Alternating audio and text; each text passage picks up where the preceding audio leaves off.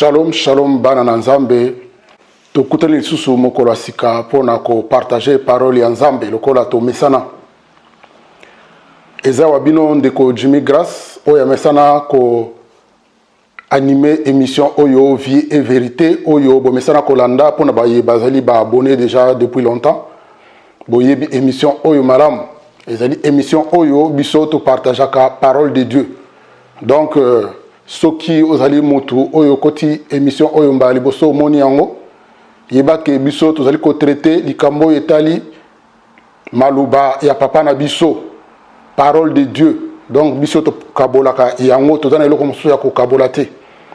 Alors soki ozali mbala yambo okoti na émission to ko inviter yo ozala attentif soki ozala rappel na Bible ozwa yango soki ozala nango te landata ma loba et ko aider toujours pour na ba mesana déjà bozo la Bible na noto partager parole ya sika oyo nzamba pesi biso lelo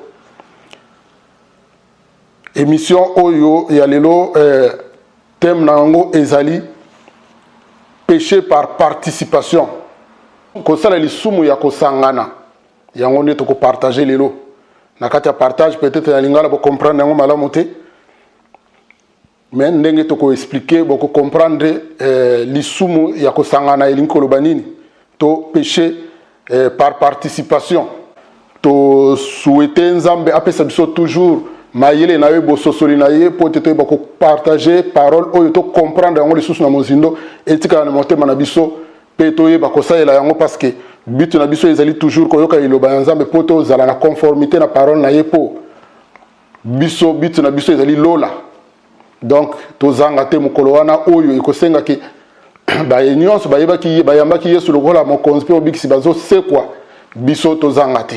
Alors passage na biso message na biso lelo etali lisolo oyo euta kala avant même biso to yana mokili lisolo ngo euta lola kuna na lola nzambe azalaki déjà ko renier bandakala azalaki na ba anzelu na ye ebele tokotanga yango te parti wana parce que yango ezali pena lisolo mulai pena ezali na ancienne alliance soki boko luka yango boko mona yango azali ko régner toujours lokola régner kati lelo azali na ba ange na ye mais na kati na ba ange na ye ezali na moko na bango akomaki lolendo mingi babengi Lucifer Satan akomaki lolendo mingi a influencer ki ndambu ya ba ange ya nzambe balanda ye babana ndeko kumisa ye parce que azaki na posa pe ye pe azwaka lokumu tango ya zo lukazo lokumu a influencer ki ba ange nyonso babanda ko kumisa ye mais na ko lukawo ya lukaki wana Bible lobi ke 30% ya ba ange ya nzambe balanda ki ye babanda ki pe ko kumisa ye bakoma basala ki bloc po bana na sikoyo ko kumisa lisusu nzambe ya Abraham pe ya Isaac oyo biso to sambela kateme babanda ko kumisa ye Lucifer. Alors nzambe atalaki alobi ozalaki malamu ozalaki na lokumu na pesa ki lokumu na pesa ki beauté na pesa ki richesse mais na kati na yo na moni lisumu. Alors ozali lisusu na sika kati na kibonzambe oyo ya ngai te to kati na lola oyo ya ngai te. Alors nzambe abwaka ki na mokili ezalaki na guerre oyo esalamaki kuna suka na yango nzambe abwaka ki satana na mokili satana ya kovanda na kati na mokili oyo yende mutarenyaka na mokili oyo yango na biso tango to belela ka nzambe to tango to partager ka to lo bana bino ke to zana mokili me to za ya mokili oyo te po biso to zali ya nzambe to zali ya lola po mokonzo azatambusa mokili oyo azotambusa mokili oyo ezali ye moko Lucifer diabolo mais biso to zali ya nzambe.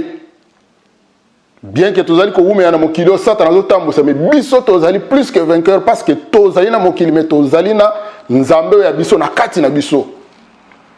Alors Satan babwaka ki na mokili oyo na 30% ya ba ange tang babwaka ki ba na mokili oyo une partie bakoya ki na mupepe likolo na espace une partie bakoya ki na mai na ibale oyo lelo to bengaka ba sirène des eaux pe milimo nyonso zalaka na mai kuna une partie bakoyaki na zamba une partie bakoyaki na mokili bazali partout baye na mokili yango bangonde to mesana ko benga penza ba démon batambolaka na mipepe. Donc ba démon to benga ka to mona na mokili bazali 30% ya ba ange nzambe nzamba boka kina mokili na chef na bango Lucifer bango ne bazana mokili bango ne bazokonza mokili oyo. Alors lisolo yo tozo betango pona nini po na partage na biso ya lelo, c'est-à-dire que batu oyo ba mesana ko kabola lisumu to lisumu ya ko kabola to ko participer na lisumu ya motu mosusu makamangwe uta na lola. Donc Satan a se rebellé contre Nzambe. Tango se rebelle contre Nzambe, ali ko zana ye mokote a influencer ba ange nyonso balanda ye. Mais ba ange nyonso balanda ki était 30% ba ange balanda ki suka na bango bayaki ko bwaka bango na mokili oyo ba bengana ki bango na likolo. Nde yango baye ko mona na mokili oyo pe suka na bango penda suka na bango eza na mokili oyo te suka na bango eza na lifelo parce que Yesu akoya ko kanga bango akobwaka bango na lifelo. Ko influencer baninga po ba landali mabe oyo ye azosala po bazala ensemble soki ekobonga babonga ebele soki ekope ekobeba abeba ye moko te babeba ebele lisumu ya kosangana yango wana ye asali mabe me abengi ba ange mosusu boya tokokumisa lisusu nzambe oyo ya likolo te bokobanda okumisa ndenge ngai tozala ensemble tozala bloc na biso soki mpe tokosala mokili tozala mpe mokili na biso. Nayoka ba phrase ngo ba congolais ba koma koloba ngo soki olingi te sala mokili na yo to bandi ko comprendre ba genre ba phrase wana utaka wapi uta pende pa ya ye moko diable satana soko yoki mutazolo ba makamande ngwana azana ye nzambe te tina pe ozala na ensemble zate soko olingi te sala mokili na yo donc bata tembe na tembe to kotanga passage na biso ya liboso oyo e ko fongola biso misu penza to comprendre message yango ezali ndenge nini. 1 Timothée chapitre 5 verset 22. N'impose les mains à personne avec précipitation et ne participe pas au péché d'autrui. Toi-même, conserve-toi pur. Nakotanga yango pe na Bible lingala parce que ezali quand même motuya toyo kango na monoko na biso moko pene elobini na za na Bible lingala wa ezabe écrit ya mikie penza makasi mais na ko bundana ka na tanga. 1 Timothée chapitre 5 verset 22. Balobi boye soki moto alingi komi pesa na mosala ya eklesia kotiela ye maboko noki te kosangana te na masumu ya moto mosusu lukande kobatela motema na yo ezala pembe. Donc tozomona partie moko wana penza deuxième partie balobi kotiela moto maboko noki te kosangana te na masumu ya bato mosusu kosangana te na masumu ya bato mosusu ne pas participer au péché d'autrui. Kosangana te na masuma ya motu mususu awuti soki wapi na makambu na ye aye nango alingi bosala bloc bobanda kosala mabe bino mibale to bozala ensemble na mabe oyo a décidé asala alingi bosangana bato ebele na mokili bakomi ndenge wana bato ebele na mokili baza ndenge wana yango nde message à l'éloge kokebisa biso yo za chrétien sala attention parce que message oyo tozoko partager eza pona mutu nyonso te mbala muso za païen okoti je ne sais pas comment na kati ya YouTube oyo komona message oyo mais biso to partager d'abord pona bande kona biso pona biso moko ba chrétien d'abord soki oyo kokota vous allez bienvenue mais soki oyo message oyo déranger yo en tout cas bima na yo na maleme me ko banda ko finga biso te me biso tozo ko mi kebisa biso na biso pona mokili oyo to suka mabete po biso na mokili oyo tozana biso na passage alors moi ndambo atana biso ya passage na mokili oyo to niko zale kenge to kota kana ba mabe ya batu mususu te parce que biso esengeli to se conserver pur pour être biso to zanga lola te parce que toza batu mokili te awa na passage oyo bazolo bakutu que na partie ya mibale balobi nini kutu balobi toi-même conserve-toi pur yomoko mi batela penza ozala peto mais soki yo mi bateli tende kuna na obatela yo zale kenge mi batela mutu ta yela yo buzo bana ya uti nango soki wapi aye ndeko foto sangana foto sa likambo nalina boma mutu wana yakato boma ye ensemble ba mususu na lobi cru eza pena ndenge wana te me mutu mususu akoyelo kaka bi mais oyoki likambo eleka kuna na muziki bakende lobi kuna kutu boye abani ko tanga komba bato abani ko tanga komba bato après atuni bo yo siko moni nde nini yo po koti pale bobani ko boma ya ye na lisumu na ya kisongi songi ya lingi bo sangana bo sala bloc bo bana ko tonga ensemble soki eko yinda e de la bino mibale et la plupart des temps bato ndengona tant boko sala boko tonga na botongi na yepe kam to zo message wana oyo nyonso lobaki amemi ngonga mususu na kende écoute pas Georgette o ebine Georgette alobi abomi okuna tala boye. Donc oke ko kota na buzoba moko boye e concernant ki nango yote eloko nde nzamba zo kebisa biso na message yawa yango wana keba bato ndengwa na mokili bakomi ebele akouta kuna ye alingi eloko ye alingi yo obanda kosala yango ndenge ye alingi donc aye ko manipuler yo ba manipulateur bato yo balinga ko partager masumu na bato mosusu ba grand manipulateur soko moni muto ndengwa na pembeni na yo yo za chrétien fina e bouton chaye pembeni soko zo continuer yebise ke porte nga za ko funga masupo na yo te ndako na nga ko cha suma kolote akeno e pa ite yo zo batela molimo non ndeko foke ne lola toza bata mokili te matie kutoza loba na biso kuna ke tozalaka na lisanga ya bato kotonga te tozalaka na lisanga ya bato ya mabe te bo yo yebi ke mutu wana aza mabe pona yo même pona bato mosusu yo vani na ye o nini o mwana mama na ngati boko kendeli felo na yo na mama na mwana no boko kendeli felo ensemble. Mais biso ba chrétien toza ya mokili te biso bana mama na biso ba yeba ndimaka maloba papa na biso ngai mwana mama na nga oya yoka parole de Dieu te ande ko na te ozande ko na te soko sepelite otamboli c'est comme ça soko yelinga lelo na yoki yokaka otangi koma muto tongi obomi obebisi ozikisi na zoyoka yo na répondre yo to kasateke na zazoba lobi kuna na yoki troisième jour na okangelo porte so na kangelo porte ya libela to bande côté na comprendre que to bande côté yo za mobomi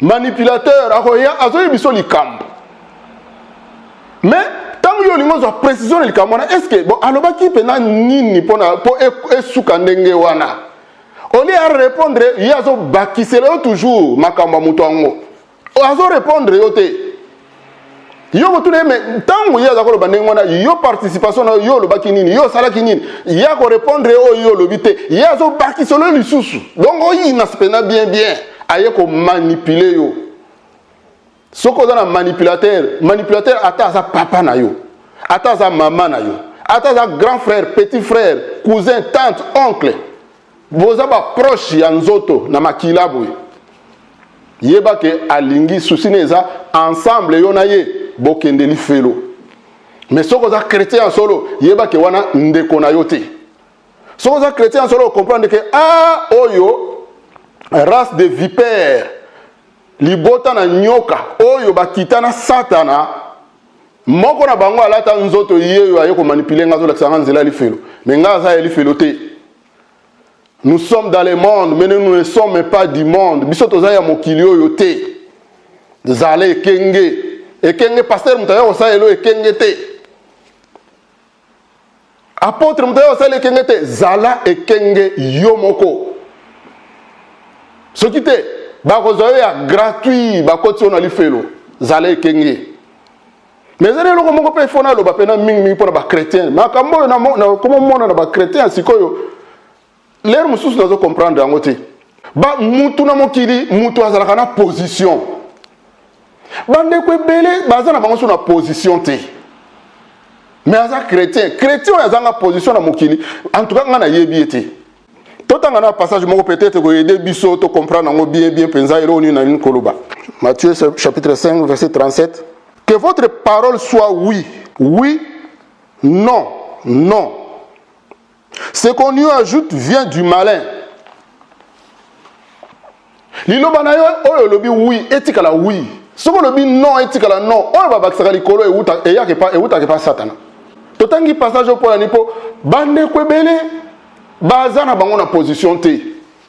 Okoyebisa yebo en tout cas likamwana eza boye il faut to salango. D'accord to ko salango. Lobi kaka yo changer idée. On a moni eza mabe. Problème ezate le ko ezama be ezaka mabe yemo kazana na position te Mais ndeko so dans la position de manipulateur so quoi esili. Yo za pouvoir facile. Ako zoyo a manipuler yo ndenga lingi. Ezana batu mususu ayebi bien qu'il kambo mutu azoloba eza mabe. Mais akobanga one ko loba afani na ye. Ndeko chrétien azakana position. Biso to za ba chrétien, il faut afficher na mokili kenga na za chrétien. C'est apprendre ou à laisser ce qu'on s'appelle na yo te. Tambola kende na yo. Ça change quoi? Naza chrétien, ce qu'on s'appelle na yo te kende na yo. Tika ngai na ki chrétien na ngai. Ce qu'on a riche, tika na richesse na biso to luka richesse to ya lola. Ya mokili te. Ndeko na mokili zala na position, bato belé baza na position te, bazo manipuler bango lokola ba bibouele, du bétail. Chrétien zala kandengo wana te. Ayebi ne position na yete alingi ne lokote, aboya ne pe lokote. So balubi ke mu pepe memie le lokoto, ake na ye, ezongsi koto, azongi na ye. Bible zolo bana biso bi mi batela.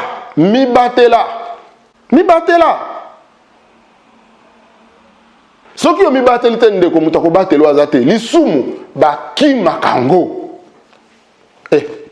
Lisumu ba potela kango mango, kimana yo. Biso nyonso to botami na mokili ya masumu to sala ngo. Biso bazo mona nga me oh Jimmy to kenda ko yiba na ye, oh Jimmy to kenda ko sala kindumba na ye, oh Jimmy to sala na ye boy, oh Jimmy to sala na boy. Baza na raison. Mais tant qu'on zamba fongolinga miso le position wana lisusu te. Yango wana lisusu te. Na laksi position na ngai. Maintenant je suis chrétien. Apprendre à laisser. Nzela na we mabe wana na ko sala ngo lisusu te. Et c'est comme ça reste comme ça. Si faut pas bengana na ndako parce que laksi position na qui chrétien, ba bengana na ndako. Si faut la nzala parce que laksi position na yo la nzala. Bible le dit bokonza nzambe oyo bakota kuna eza ba violent bato ba na position na ko sala boete eza mabe loba noir sur blanc eza mabe na ko sala ngote et c'est comme ça chrétien wana chrétien aza muto azalaka betele boete ayeba ba manipuler ba memie koto te wana oza pena fufu ete ba yeba ke na position wana ko suka na lifelo ebele bakota même na mabele kana buzo ba wana ya ko zanga position. Que ton oui soit oui, que ton non soit non. Oh, nous sommes bakisana katika tuana et uta ke pas Satan. Bible mtelo bien. Message na biso za mulai penzate tokotanga passage mususu na proverbe. Tokotanga proverbe 4 verset 23. Garde ton cœur plus que toute autre chose, car de lui vient les sources de la vie.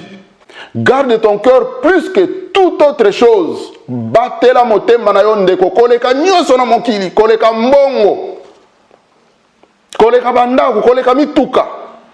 Batela motema na yo. Soki na motema no mabe ezate ndeko, oza na direction okende lola déjà. Yo oza déjà na Yesu na yo. Ozo mener vie à sanctification, motema na yo za peto. Mais oza candidat lola, toza na visate ya kokota lola. Batela motema na yo, ba memela ko buzoba te. Ba memela ko kindumba te, ba memela ko ba manipulation ya pamba te. Mutake ko loka soki wapi, asimbi makila mutu kuna abomi mutu, aye azo pakolo na bilamba. Yo pe ozwi kaka ozo pangusa, ozo chango na beodo, o salir nzoto no na makila ya mutu mususu awuti ko boma mutu kuna yo bomaki no mutu te. Boko kufa ensemble, soko zo ndima n'importe quoi. Elongina nga bozo mona ngo bayebi ngai soko za manipulateur na ndako nga ko chama kolote na solo bango noir sur blanc ko yana yo kutute malamu nazala seul na ndako ngai na la nzala mais motema na ngai zala peto na conserver motema na ngai na conserver âme na ngai na conserver ko ndima na ngai lobi nango lola assuré soki yeso aye rendez-vous na lola tokozala kutu rendez-vous te parce que yo muto manipulateur na ngai to kutana na lola te mena bande ko na ngai to kutana manipulateur ko ya kutu peme na ngati ndeko foza na position na mokili za na position ba manipulateur baza ebele ake ko sala mabe na ye alingi botonga ensemble ake ko zo mobala batu alingi yo encourager ye alingi a divorcer alingi yo opese raison manipulateur Yo zo divorcé, ma beza ya yo. Divorcé na ndenge na lisumu na yo yo lingi pourquoi ko linga lisumu na yo to kabola ndamu yo ngana zo ndamu yo zo ndamu. Zo na tango na zo ndamu na zo ngo 100%, yo po zo ndamu, zo ngo ka 100%, po lisumu 50% ezate. Yo lingo kufa yo moko. Oboy ko yoka liloba nzambe yango eza sikoyo, eza na internet, eza partout, yo lingi no yango te. Yo lingi kaka mabe. Alors ndimi mabe subir wa conséquence nango koya kola na ngate to kabola lisumu ngana yo. Pourquoi faut to kabola lisumu na yo? Ndeko fongola misu, mo Kristo fongola misu. Fongola misu. Okofana na pasteur, ovanye na apôtre, na docteur, oyebike azalaka susu na nzambe ta kota na kati occultisme. Akoma ko sala ba démonstration ko kwesa batu na ndenga mystique. Oyebi yango. Ovani na ona ye, bozo kabola lisumu na ye, boko kene li felo ensemble. Boza ba ninga ya Satana. Boza ba collègue na Satana parce que yo na ba ange Satana na ye moko Satana. Boza ndenge moko boko suka pepa imoko. Papa na bino aza ndoki, mama na bino azo loka bato azo chola bato azo boma, boye oyebi ozo défendre ka po aza mama na nga, aza papa na nga, mwana mama na nga, mwana papa na nga, boko kufa ensemble. Boko kende li felo ezali pona éternité. So kanza li felo ezali la prison ke no sali 2-3 ans après batiki yo, ndeko za na kati ya ko kufa déjà ya molimo na yo. Li felo c'est pour l'éternité. Mwana mama na ngai, mwana papa na ngai. Soko za mwana mama na ngai, za mwana papa na ngai, yaka to yoka liloba nzambe ensemble. Liloba nzambe ensemble wana nde oza mwana papa na ngai parce que papa na ngai za na lola liloba nenga na zo kango pe na zo to sango. Soko zo to sango to za mwana papa na ngai te, pe meni na ngai te. Oh, ndeko na mokili zala na position. So za na position te. Bakotambola likolo na yoti. Mokili pe ndima nango batu te. Tokotanga passage ya suka po message na biso za na ngope ya mulai mingi te. Tokotanga Ephésiens 5 verset 10 à 11. Examinez ce qui est agréable au Seigneur et ne prenez point part aux œuvres infructueuses de ténèbres, mais plutôt condamnez-les.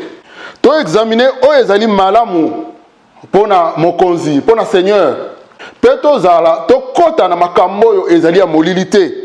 Ne prenez point part aux œuvres infructueuses des ténèbres, mais plutôt dénoncez-les.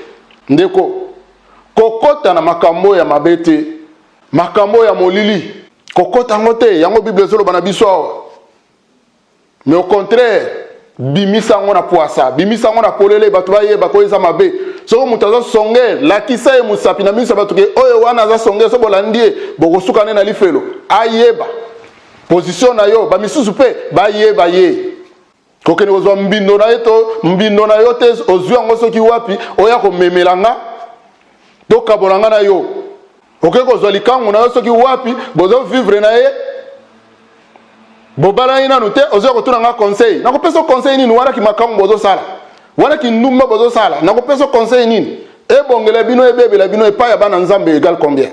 Oke ko yiba kuna, ozalaki nanga te. Tango ko bebela yo, oyo aza na prison kuna, be pesa nga conseil, na ko zo avocat wapi. Baninga bazo sala musala na ndenga malamu, yo ke ko zo occultisme pozwa, ozwa mbongo ebele. Bakoma sengo mitwa batu, bakoma sengo makila batu, bakoma senga yo opumboka na buto sala ba démonstration ya bizarre na butu na moi partout. Ko kundaka mitwa bata ba par-ci par-là. Mukolo ko bebela yo, oboyi ko renoncer mais olingi nga na pesa yo conseil. Conseil ni na ko pesa yo, yo za muto molili nga za muto ya lumière. Conseil ni na ko pesa yo. Conseil na biso eza pona bana nzambe oyo batosaka Jésus Christ, bayamba Jésus lokola Seigneur pe sauveur na bango, pe baza ko forcer ko luka ko yeba ye na bonzindo, pe bazali ko tambola na sena puissance ya Saint-Esprit. Bandeko na biso bango wana ba oyo tokoyoka conseil na bango wana ba oyo biso tokopesa conseil bango wana me yo za ya mokili oza ya nzambe to ndima no pe Yesu te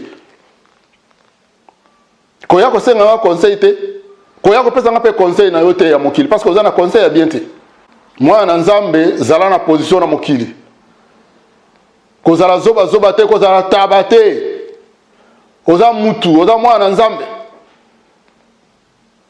Zala ekenge, batela motema na yo, zala ekenge, conserve-toi pur, mi batela. Ndeko, so mi bateli te nani akobatela yo. Message na biso za ya mukuse, vraiment, nzamba pambola bino bayebi ke lelo, nzamba lobi na biso ndenge nini, kokota na lisumu ya mutu mususu te, kokota na matongi ya mutu mususu te, kokota na kiyimuyibi ya mutu mususu te, kokota na lukuta ya mutu mususu te. Ata aza ndeko na ata ndeko na makila kokota te parce que boko risque bo suka na lifelo bino nyonso. Et lifelo ezali pona éternité. Mikebisa. Message ezalaki pona biso ba na nzambe lelo yango wana. Mais yo oyo ndeko ndimela nanu Yesu te. Ndimela Yesu obika yo zwa bomoi. Poete Jésus-Christ est le chemin, la vérité et la vie. Bomoi to bomoi na seko ezali Jésus-Christ. Mais ce que omoni que message eza nango makambo pamba nazotiko juste na question moko kende ko kanisa bien na question nga na kotuna yo soko za na réponse ya bien mi pesa réponse yo moko soko zupe réponse ya bien te tuna nzambe oyo ya bino ya mokili kuna aso solisa yo soki lelo yo olali na butu esali ke olamuki na tongo te. Tala siko vina yo epa yo salaki banda obotama ti mukolo ya suka yo ya kolala olamuka kite. Tala makambo nyonso salaki na mokili tina mukolo suka oyo olamuki te. Est-ce que tango otala makambo wana est-ce que ozana esengo ya kotala makambo wana parce que direction na ekomi siko yo okende na liboso ya tribunal ya Nzambe na makambo nyonso vina nyonso mewana mokili mitala est-ce que eza penza dini yo kene ko déposer ngo liboso trône na Nzambe le ba Nzambe juge ngai sur base ya makambo na sala na mokili. Question na tuni yo yango wana raisonner bien pona yango na ko formula ngo ndenge mususu mutu nyonso soko akufi lelo akotelema na liboso tribunal ya Nzambe tango yo ya kotelema liboso tribunal ya Nzambe écran ko bima ya munene na miso abatu pe liboso Nzambe elakisa siko nyonso yo salaki na mokili nyonso ndeko tala siko nyonso yo salaki na mokili bazo projecter na miso abatu nyonso image wana eko témoigner pona yo ke non oyo penza za dini faut kota lola to oyo penza aza dini ya kokendeli felo motema na yo témoin yoko kosa ngai mais ko kosa conscience na yo te soki lelo lali olamuki te liboso Nzambe ba projecter image na yo ya vie na yo mobimba ndeko. Est-ce que ozala ekozala esengo pona yo ba olakisa ndenge nini ozala kana mokili malamu? Est-ce que image wana ko témoigner direction ya lola to direction ali fero pona yo? Question na tiki yo na yango wana Nzamba pambola bino baye ba mesana ko landa biso Nzamba pambola bino baye bazali ko landa Yesu lokola Seigneur pe sauveur bango mokolo mokolo bozali ko vivre pe tozali ko vivre pe vie na ye mokolo na mokolo tozali ko vivre déjà lokola bapaya tozali déjà na direction ko kende po biso tozali déjà batuto na voyage parce que tozali mokilo tozali sala ba projet ya ko tongaka ba immeuble mine na mboko yote na mokilo yote tozali na ba projet ya ko koma ba président na mokilo yote projet na biso za moko tozela ka kozonga mokonzi na biso direction lola Nzamba pambola bino tokokuta na nemba la sima soki Yesu azongi te mais soki Yesu azongi rendez-vous ka na lola bye bye. Il y a un temps pour tout, un temps pour toutes choses sous les cieux, un temps pour naître et un temps pour mourir, car il nous faut tous comparaître devant le tribunal de Christ, afin que chacun reçoive selon le bien ou le mal qu'il aura fait, étant dans son corps. En effet, il est réservé aux hommes de mourir une seule fois, après quoi vient le jugement. De même, Christ, qui s'est offert une seule fois pour porter les péchés de plusieurs, apparaîtra sans péché une seconde fois à ceux qui l'attendent pour leur salut. Car nous étions tous errants comme des brebis, chacun suivait sa propre voie, et l'Éternel a fait retomber sur lui l'iniquité de nous tous. Il est écrit que le mystère de la piété est grand. Dieu a été manifesté en chair, justifié par l'Esprit, vu des anges, prêché parmi les nations, cru dans le monde, et élevé dans la gloire. Et bientôt toutes ces nations seront assemblées devant lui. Il séparera les uns d'avec les autres comme le berger sépare les brebis d'avec les boucs. Plusieurs de ceux qui dorment dans la poussière de la terre se réveilleront, les uns pour la vie éternelle et les autres pour l'opprobre, pour la honte éternelle. Pour ce qui est du jour et de l'heure, personne ne le sait, ni les anges des cieux, mais le Père seul. Ce qui arriva du temps de Noé arrivera de même à l'avènement du Fils de l'homme. Car dans les jours qui précédèrent le déluge, les hommes mangeaient et buvaient, se mariaient et mariaient leurs enfants, jusqu'au jour où Noé entra dans l'arche, et ils ne se doutèrent de rien, jusqu'à ce que le déluge vînt et les emporte à tous. Il en sera de même à l'avènement du Fils de l'homme. Or, sache aussi ceci, que dans les derniers jours il surviendra des temps difficiles, car les hommes seront idolâtres d'eux-mêmes, amis de l'argent, fanfarons, orgueilleux, blasphémateurs, rebelles à leurs parents, ingrats, irreligieux, sans affection naturelle, sans fidélité, calomniateurs, intempérants, cruels, haïssant les gens de bien, traîtres, emportés, enflés d'orgueil, amis des voluptés plutôt qu'amis de Dieu, ayant l'apparence de la piété, mais reniant ce qui en fait la force. Éloigne-toi donc de tels gens. C'est assez, en effet, d'avoir dans le temps passé accompli la volonté des païens, en marchant dans la dissolution, les convoitises, l'ivrognerie, les excès du manger et du boire, et les idolâtries criminelles. Aussi trouve-t-il étrange que vous ne vous précipitiez pas avec eux dans le même débordement de débauche, et ils vous calomnient. Ils rendront compte à celui qui est prêt à juger les vivants et les morts. Mais Dieu prouve son amour envers nous, en ce que, lorsque nous étions encore des pécheurs, Christ est mort pour nous. Crains Dieu et observe ce commandement. C'est là ce que doit faire tout homme, car Dieu amènera toute œuvre en jugement au sujet de tout ce qui est caché, soit bien, soit mal. Aujourd'hui, si vous entendez sa voix, n'endurcissez pas vos cœurs.